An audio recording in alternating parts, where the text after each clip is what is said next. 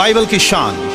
Bible कायनात को अपने कलाम से बनाने और कलाम ही की कुदरत से संभालने वाले जिंदा खुदा का जिंदा कलाम है, जिसे उसने अपने हर नाम से ज्यादा अजमत दी है।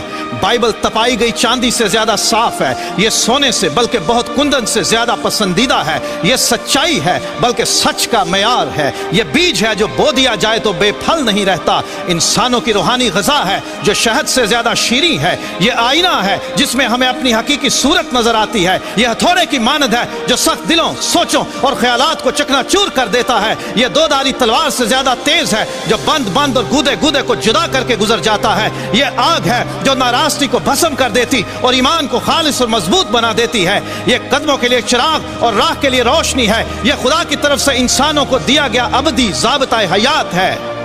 बाइबल का हर एक सहीफा खुदा के इल्हाम से है जो तालीम और इल्ज़ाम और इस्लाह और रास्तबाजी में तरबियत पाने के लिए मुफीद है। बाइबल की किसी बात की तावील किसी के ज़ाती इख्तियार पर मौकूफ नहीं और ना ही कोई बात किसी इंसान की ख्वाहिश पर हुई, बल्कि आदमी रूहुल कुद्स की तहरीक के सबब से खुदा की तरफ से बोलते और लिखते थे। खुदा ने हिस्सा ब हिस्सा और तरह ब तरह नबियों और फिर रसूलों की मार्फत कलाम किया। तकरीबन 1500 साल में 3 बर्रे आज़मों अफ्रीका, एशिया और यूरोप में मूसा नबी से लेकर यूहन्ना रसूल तक तकरीबन 40 इंसानों को खुदा ने चुना कि वो बाइबल की किताबें लिख सकें। इन लोगों में चरवाहे, काहिन, फकीह, नगमा साज, किसान, बादशाह, सरकारी मुलाजिम, उलमा, तबीब और माहिगीर शामिल थे। उनके ज़माने अलग, हालात अलग और मकामात भी अलग अलग थे, तो भी बाइबल की तमाम किताबों में एक ही मरकजी मजमून का पाया जाना और इसमें किसी भी तरह के अंदरूनी तजाद या इख्तलाफ का ना पाया जाना यह जाहिर करता है कि बाइबल खुदाए वाहिद का शाहकार है। बाइबल की हजारों नबूवतें तारीख में लफ्ज ब लफ्ज पूरी हो चुकी हैं और अब भी यह सिलसिला जारी है, जो इस बात का सबूत है कि यह कलाम ऐसी हस्ती का है जो इंसानों समेत तमाम कायनात के माजी, हाल और मुस्तकबिल से ना सिर्फ वाकिफ है बल्कि उस पर इख्तियार रखती है। बाइबल दुनिया में सबसे ज्यादा जुबानों में पढ़ी, सुनी और सुनाई जाने वाली किताब है, लेकिन तारीख में सबसे ज्यादा इम्तहानों से गुजरने वाली किताब भी बाइबल ही है।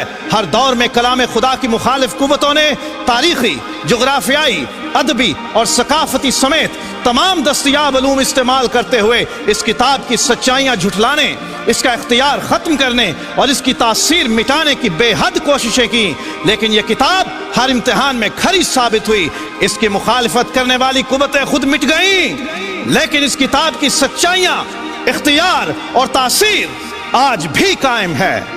मुख्तलिफ ज़मानों, जगहों और कौमों में से बतेरे उठे जिन्होंने ये साबित करने की सरतोड़ कोशिश की कि बाइबल अपनी असल हालत में मौजूद नहीं बल्कि बदल गई है। इस दावे को सच्चा साबित करने के लिए ना तो कभी कोई सबूत पेश कर सका और ना कोई दलील, लेकिन मुख्तलिफ वक्तों में जिंदा खुदा के कलाम की सदाकत साबित करने के लिए जमीन ने अपने सीने में महफूज सदियों पुराने नुस्खे इंसानों के सामने पेश किए, जो ये साबित करते हैं कि मौजूदा किताब मुकद्दस में किसी किस्म की कोई तहरीफ या तब्दीली नहीं की गई, बल्कि ये अपनी असल हालत में मौजूद है। दुनिया की किसी और किताब के इतने पुराने और इतनी कसीर तादाद में नुस्खे दस्तयाब नहीं हैं। ये एजाज सिर्फ ला तब्दील खुदा के ला तब्दील कलाम को हासिल है। याद रहे कि बाइबल बदली नहीं बल्कि बदल देती है। पिछली 3500 साल इंसानी तारीख में कई ऐसे लोग उठे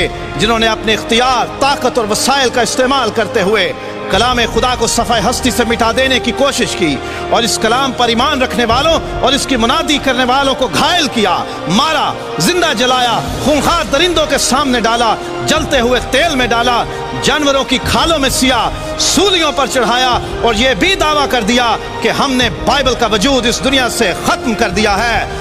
लेकिन याद रहे कि बाइबल को मिटाने के दावे करने वाले खुद मिट गए, लेकिन बाइबल अपनी पूरी शान, सदाकत, इख्तियार और तासीर के साथ आज भी कायम है। हर बशर घास की मानंद है और उसकी सारी शान और शौकत घास के फूल की मानंद। घास तो सूख जाती है और फूल गिर जाता है, लेकिन खुदावंद का कलाम अब तक कायम रहेगा, अब तक कायम रहेगा।